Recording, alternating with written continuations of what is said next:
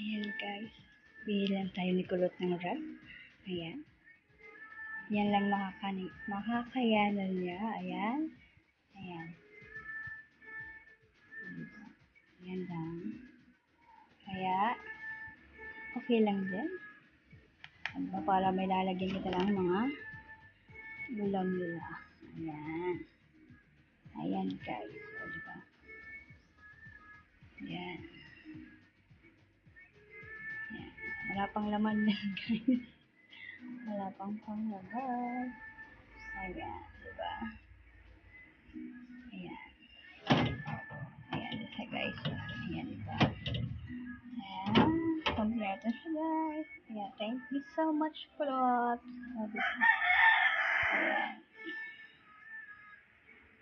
Ayan guys. O, diba?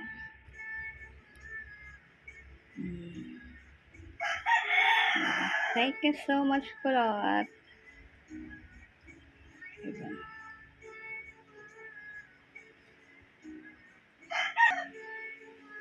Yan.